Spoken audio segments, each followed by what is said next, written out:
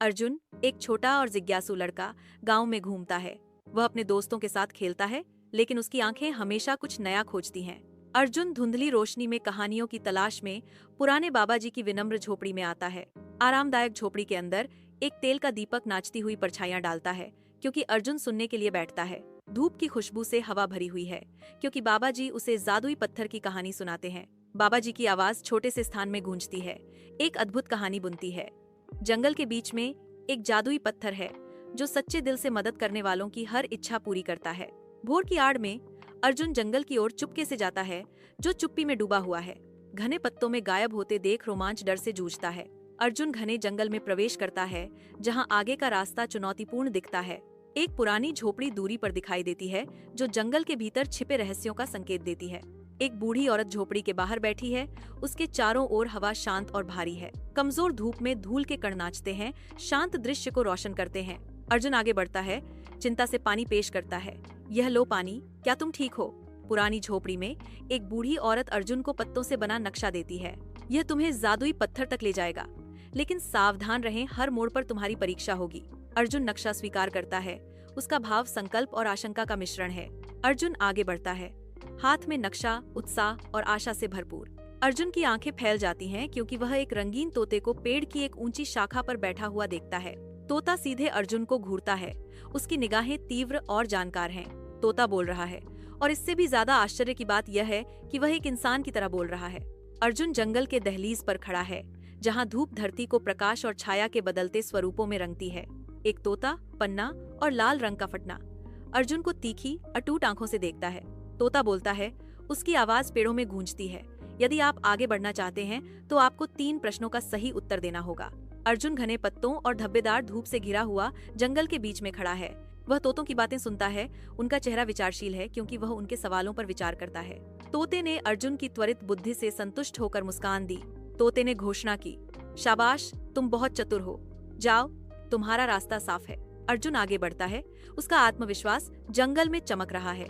अर्जुन एक बड़ी गुफा के मुहाने पर पहुंचता है। नक्शा उसका मार्गदर्शन करता है। नक्शा उसे अंधेरे, खुले प्रवेश द्वार की ओर ले जाता है। अर्जुन गुफा में प्रवेश करता है, आने वाले एकांत से अनजान। पत्थर का दरवाजा बंद हो जाता है, अर्जुन को गूंजते अंधेरे में बंद कर देता है। गुफा में भयानक गूंजें भर जाती हैं, जो फांसने की भावना को बढ़ाती हैं। पत्थर की गुफा के हृदय में एक गूंजती हुई आवाज जगह भर देती है। इसकी ठंडी प्रतिध्वनि एकांत को बढ़ाती है। आवाज के आदेश, यदि आप पत्थर चाहते हैं, तो अपने सबसे बड़े डर का सामना करें। अर्जुन डर से लकवाग्रस्त हो गया है। उसका सबसे बड़ा डर उसे खा रहा है। एक अभेद्य अंधकार छा जाता है, जो अर्जुन को मौन गहराई में अलग कर देता है। धुंधली गुफा में अर्जुन खुद को मजबूत करता है। बढ़ती अंधेरे के खिलाफ आंखें कसकर बंद हैं। उसके मन में एक मौन प्रतिज्ञा गूंजती है, मैं डरूंगा नहीं। उसका संकल्प मजबूत होता है, एक अनोखे उद्देश्य से प्रेरित। मैं गांव के लिए यहाँ आया था। अंधेरा हटता है, एक चमकदार नीले पत्थर का खुलासा करता है। अर्जुन एक पत्थर उठाता है और गुफा एक अजीब चमक के साथ प्रतिक्रिया करती है। 4 पत्थर चमकने लगते हैं, जो अर्जुन के हाथ में मौजूद पत्थर की छवि बनाते हैं। अर्जुन भटका हुआ पत्थर की गुफा को देखता है, उसका चेहरा भ्रम का मुखौटा है। गुफा अनगिनत पत्थरों से भरी है, हर एक मूक पहेली। अर्जुन पत्थरों के बीच एक संकेत, एक सुराग की तलाश में बेताब होकर देखता है। उसकी आवाज विशाल गुफा में गूंजती है, असली पत्थर कौन सा है? अर्जुन को बूढ़ी औरत के शब्द याद आते हैं, वह पत्थर जो आपको उठाने पर हल्का लगे और आपके मन को शांत करे, वही असली होगा। अर्जुन एक एक करके पत्थर इकट्ठा करने लगता है।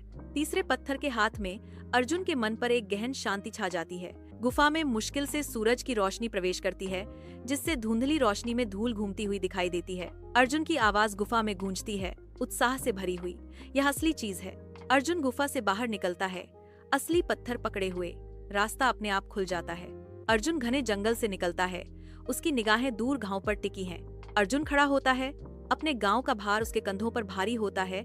जैसे ही वह जादुई पत्थर को आकाश की ओर उठाता है, सूर्य झुलसा हुआ खेतों को झुलसाता है, जो गांव की दुर्दशा की एक स्पष्ट याद दिलाता है। अर्जुन की आवाज आशा और निराशा के साथ गूंजती है, मेरा गांव खुश रहे, सभी खेत अनाज से भरे रहें, कोई भी भूखा न सोए। गांव एक सुबह की बौछार के लिए जागता है, क्योंकि बारिश सूखी भूमि पर उतरती है। कभी बंजर रहे खेत अब जीवंत हरियाली से खिलते हैं। बीमार अपने बिस्तरों से उठते हैं, उनकी ताकत फिर से आ जाती है। खाली कटोरे भर जाते हैं और भूख कम हो जाती है, क्योंकि गांव फिर से फलने फूलने लगता है।